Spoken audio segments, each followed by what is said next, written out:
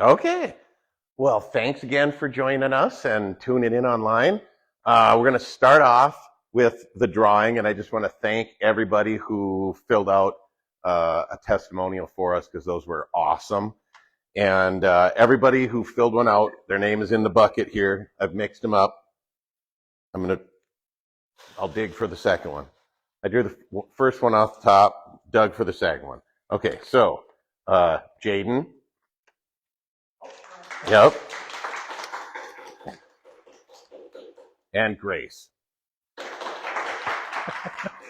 Congratulations, and thanks again for everybody who filled one out. So tonight we're going to do the Above, Down, Inside Out, the Divinely Designed series again. And I need to go back and reiterate some of the basics for people who are joining us online who haven't seen the basics. And for those of you who were here or tuned in on the last 2 weeks with the advanced philosophy, or even 3 weeks, you're going to be able to look at this from a different perspective, and you're probably going to learn some new things, and it'll be even a little bit more interactive for you. Having gone through that, it'll be like seeing it again for the first time because it'll be from a new perspective. So, without further ado, remember from the beginning. In the beginning, God said, "Let there be light." Light in the Bible, John 1:4. In Him was life, and that life was the light of man. When conception happens. When we start out from the beginning, okay, at conception, there's light emitted. Now, when I first started doing this presentation 20 years ago, we didn't have this technology to be able to look at that at the time of conception. But you can see it here at the time of conception, that light surrounding that fertilized egg. So light, we know, is we can see it in 3 different phases. It can be in a particle phase, a wave phase, or what's that? When it's static and surrounding, it's a field, right? So what we're seeing right here is a field surrounding that egg. And what is contained in that field? That program. Okay, we can program nearly infinite amounts of information into a field. So the information contained within that field surrounding that egg has all the metaphysical specifications to take us from that single cell to a 50 trillion celled adult human and be able to take on all the stresses that come our way along that journey, okay? So that's all contained within that field. So what happens then, once that program starts to work, is that single cell begins to divide, and 1 becomes 2, and 2, 4, and so on and so forth. And it keeps dividing just at an astronomical rate, and every one of these cells is a generic cell type. We call them stem cells, okay? So those stem cells, they can differentiate or they can become any cell type in your body, okay? But right now, they're still that generic cell type. But remember, what we're not seeing is that field, that program is running, and at a certain point, things are going to start to differentiate. So those cells start to become the first organ. Now, that program knows, that program has decided it's decided, okay, that we're going to need something to convey those messages from that program to all the different cells of the body, okay, as the body grows. So the first organ that's formed is the communication system. It's the nervous system. So this they call the primitive streak, and it's the brain and the spinal cord that forms first. And then, because that system is so important, we start to form the protection for that brain and spinal cord. So the beginnings of the skull and we can see the spine, actually, those bones that protect the brain and the spinal cord start to form. But still, those cells are differentiating and they're growing, And once that nervous system is formed, it's almost like a tree where you'll see the branches branch off from that central nervous system.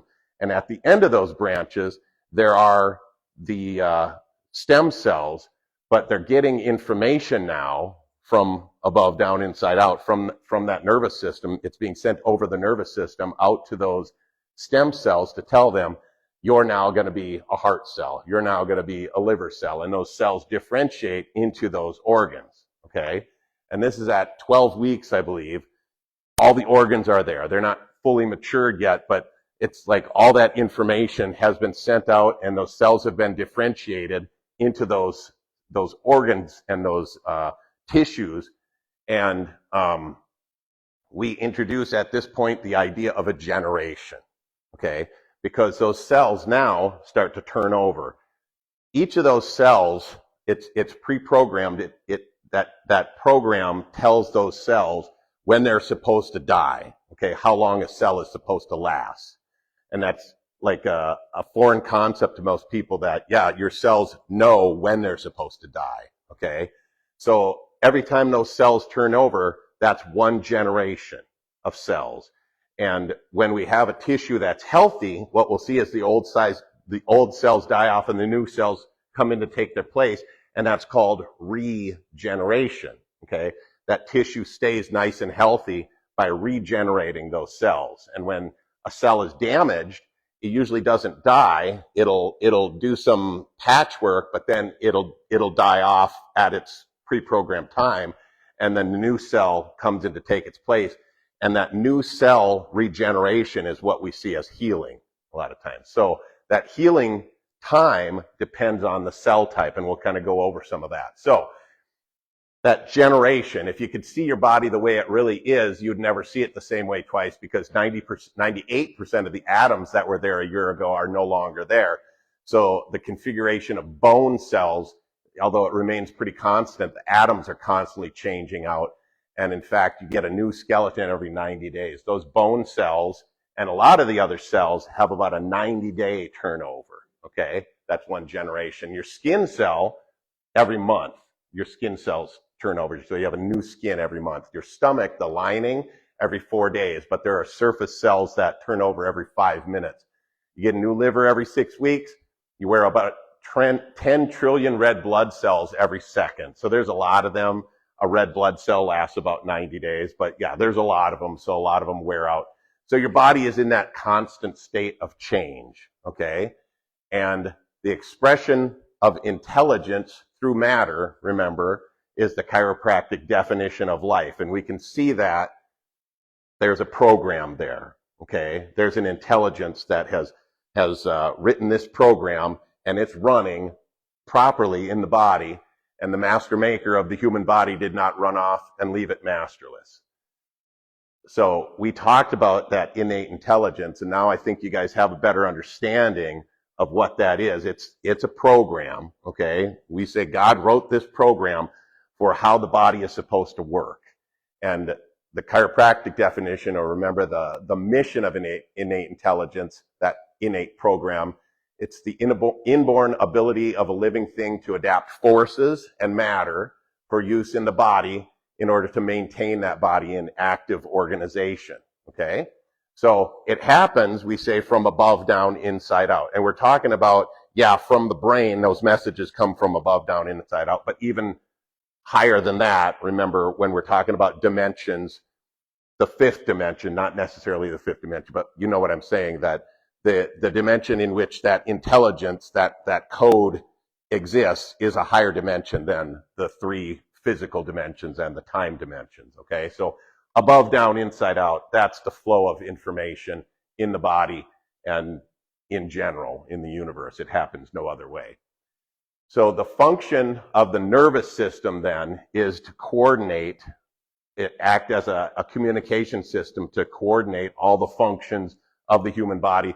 Those 50 trillion cells, if you think about it, if all those cells were doing their own thing, going their own direction at their own time, and nothing was coordinated, we would just be a puddle of cells on the floor. Okay, so something has to control and coordinate all those functions. And that program, that innate intelligence exists, and it communicates over the nervous system by sending those forces and those messages over the nervous system. And this, I don't remember the exact name of the scan, but basically what they do is they say, okay, move your foot. And when you move your foot, the area of the brain that lights up, that is associated with those nerves going out to the foot, lights up. Now, where does that light come from? The brain doesn't emit it, the brain receives it and then transmits it, okay? So, the nervous system, we always say, is the most important system that we have, because if we don't have those messages going out to the body, like the guillotine, boom, death is instant, right?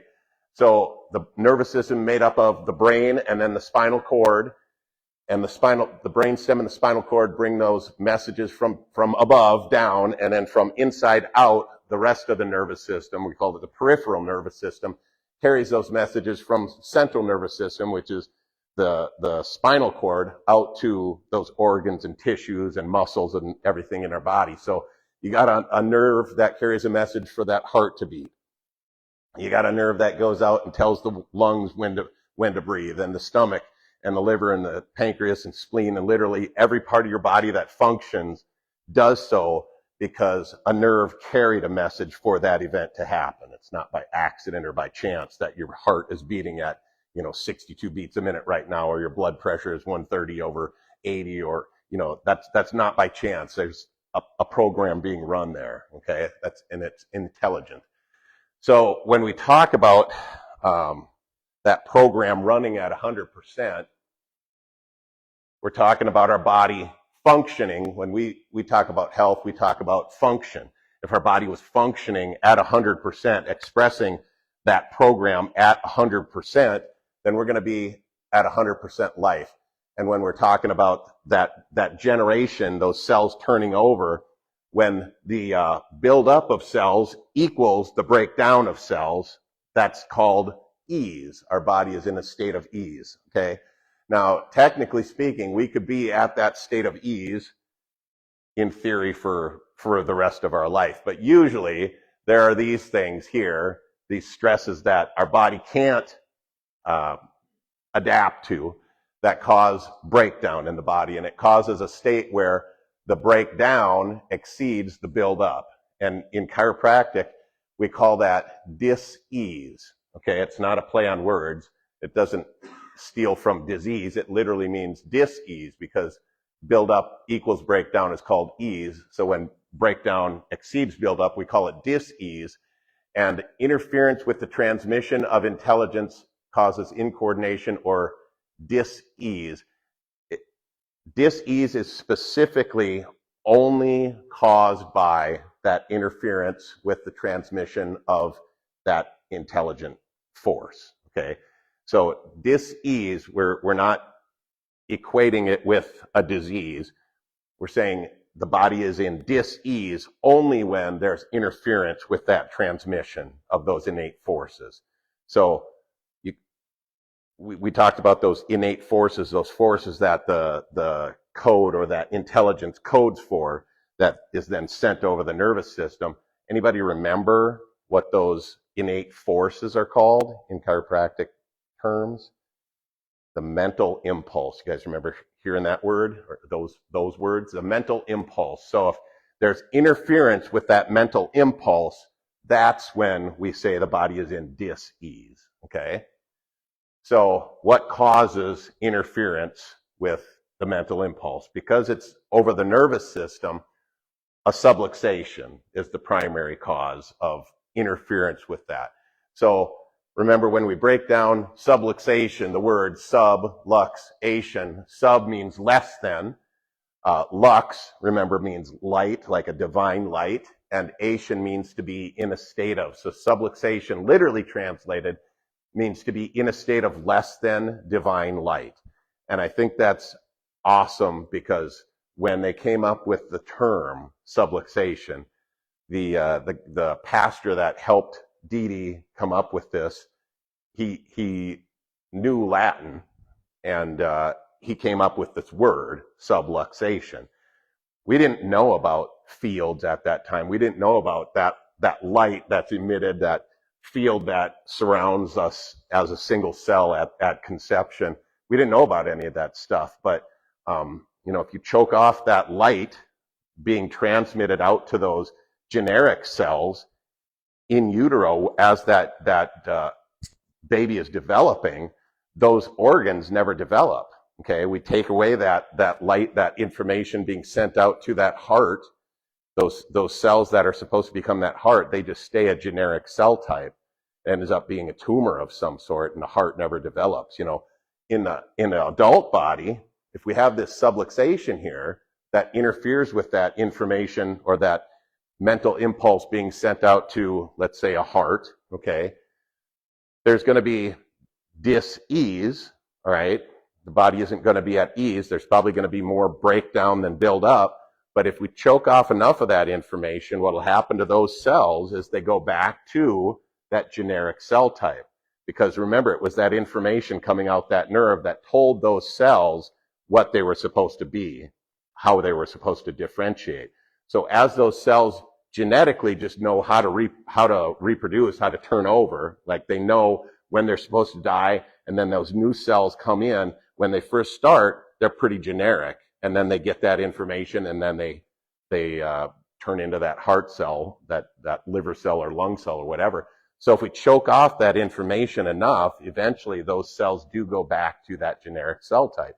And those cells, generic cells, just know how to reproduce, and they know how to grow, and they don't even know when they're supposed to die. So they just keep on growing and reproducing, and you end up with a tumor, So if we turn that information back on 9 times out of 10, then those cells know, okay, we're supposed to turn over now, and that it'll die off. And we've seen it several times with several different patients where they've had a tumor in some part of their body. One of the first ones that I ever saw was in her ear, and I'm trying to remember the specific name of it. I guess it doesn't matter the specific name, but she had this tumor on an auditory neuroma. So she had this tumor on her eardrum, and I could see it with my little scope. And I found the subluxation. We removed that subluxation, and that information turns back onto those group of cells that's growing in her ear. And over the next 3 weeks, it just shrunk up and completely went away. Now, they were talking about some massive surgery to go in there and remove this tumor on this 6-year-old's eardrum. And over about 3 weeks, it took to her body to tell those cells, okay, die off, turn over, and everything goes back to normal. So the power of that subluxation can't be understated for causing chaos, because when you literally choke off that information being sent from the brain out to the body, bad things happen, okay? But likewise, finding that subluxation, which is the job of a chiropractor, and removing that subluxation, probably the power of that probably can't be understated either. So if we have that subluxation choking off this nerve going out to that kidney, okay, this is the example that I always like to use.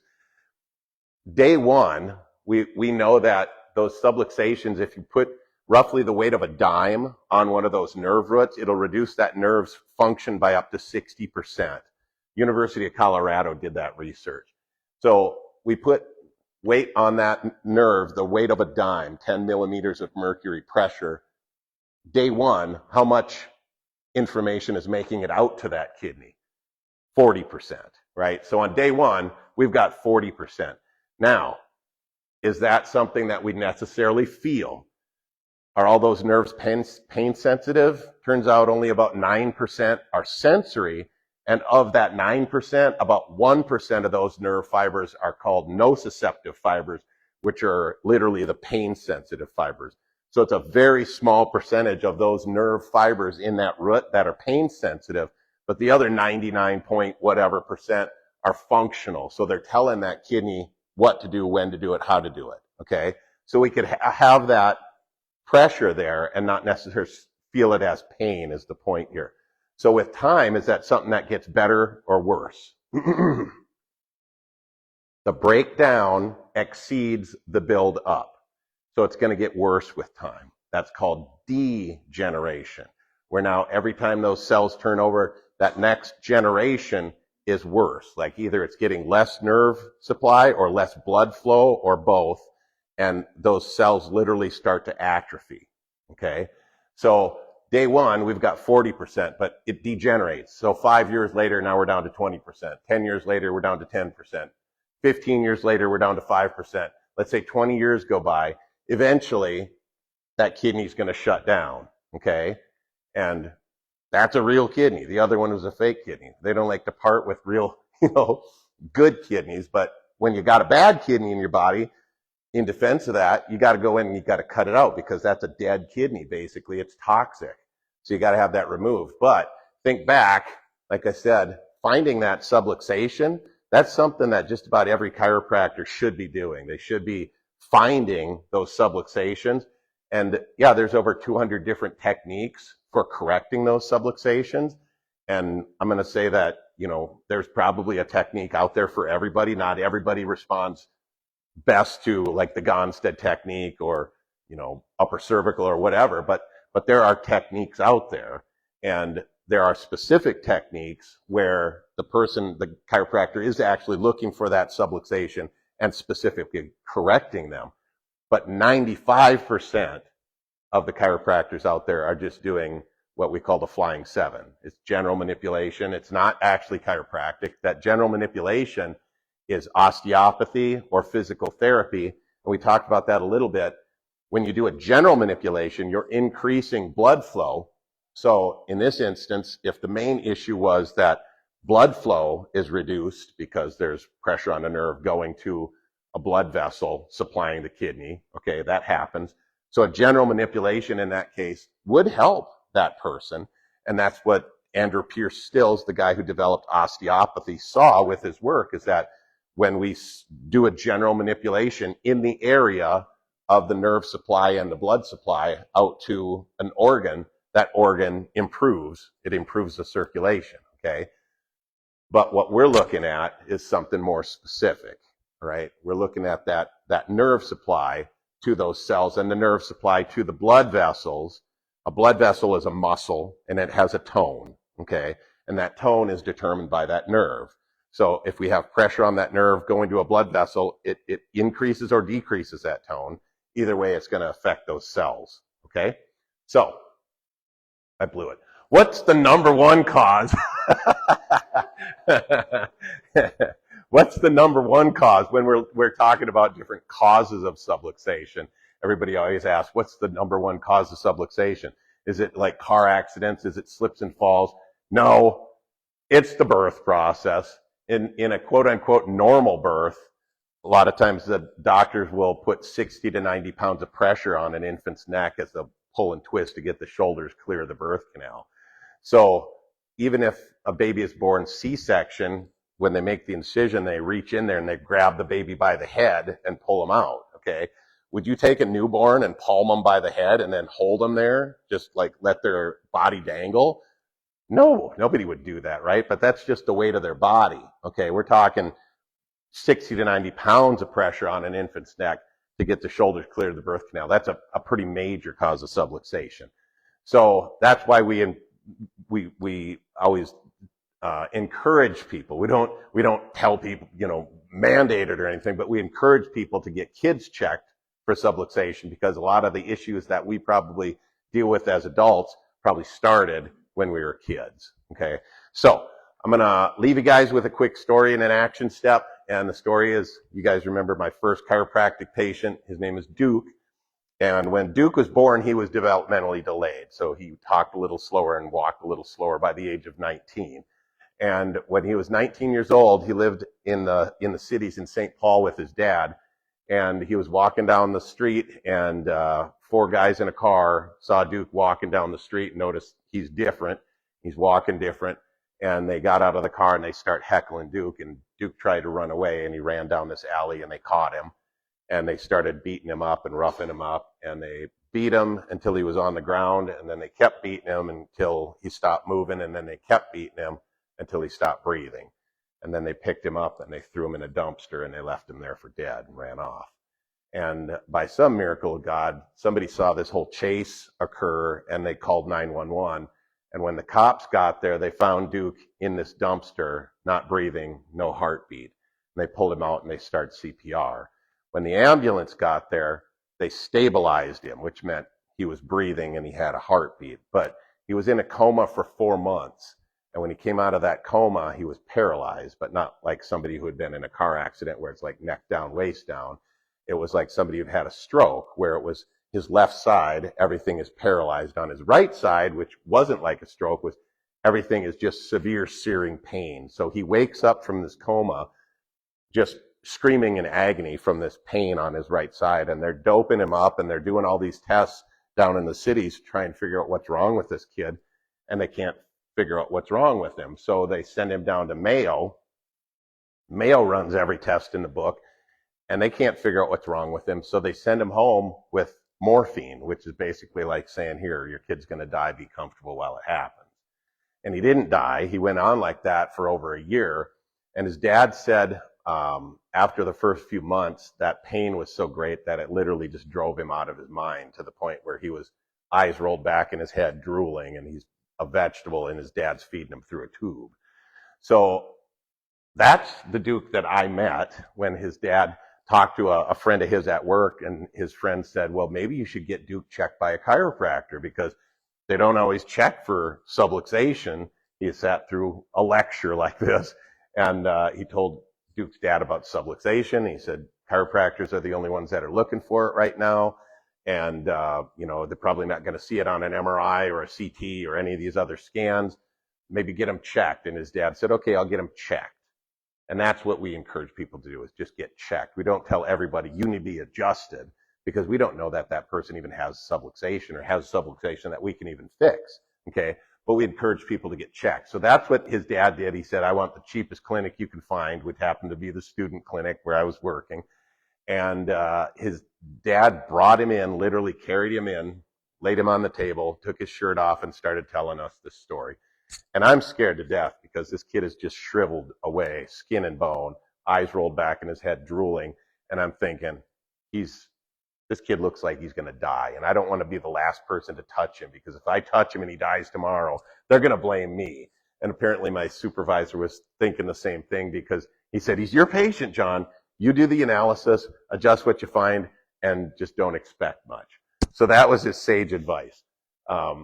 So I did the analysis, and I find this pressure up by the brainstem, and this is actually a fiber optic view of the brainstem at the level of the first cervical. So up that way is the brain. Here's the brainstem going down that canal that becomes the spinal cord, and here are all those nerves branching off. So I find that pressure up here. We take him down the hall, we lay him down, we open his mouth, we shoot an x-ray of those top 3 bones, and I measure out a 3 millimeter misalignment, okay, which is very small, but I'm excited because this is my first real patient. And I only know one way to adjust that bone, so he's got to be seated for me to adjust that bone. It's my supervisor, Duke's dad, and me holding him up in this chair so I can get my thumb on that bone. And I adjust it, and it just clunks right in, like it pulls itself right back to where it's supposed to be, like it knew where it was supposed to go. And I'm all excited, and I'm looking at his dad, and his dad's like, that's it? I'm like, yeah, well, you can bring him back in a couple days if you want, and I'll check him again. And I don't speak Hmong, but I'm pretty sure he was cussing, and he grabbed Duke, and he walked out the door, and I was freaked, because I'm thinking he's going to die, and they're going to come after me. And we didn't hear anything for a week, and then I'm sitting down in the student lounge reading the funny papers with my feet up on the table, and I hear my supervisor come running down the hall, and he whips open the door. He's like, John. I went, what? He said, Duke's here. And I said, thank God he didn't die. And he goes, you got to see this, come with me. So we run down the hall, and he opens up the door, and there's Duke sitting upright on the bench, big smile on his face, and over in the corner, Duke's dad just bawling his eyes out. And he said, a week from the day that you gave him that adjustment, he woke up and he wanted to walk. He had no more pain on that right side of his body, and on the left side, that paralyzed side of his body, he was starting to get function back on that side. So it was about 50%, but we kept increasing that function.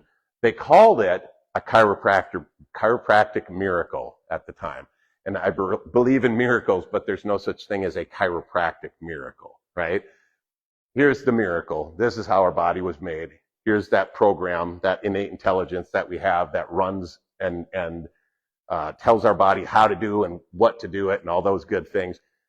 as long as that program's running at its optimal and all those forces that it codes for are being expressed, we can function at that 100%.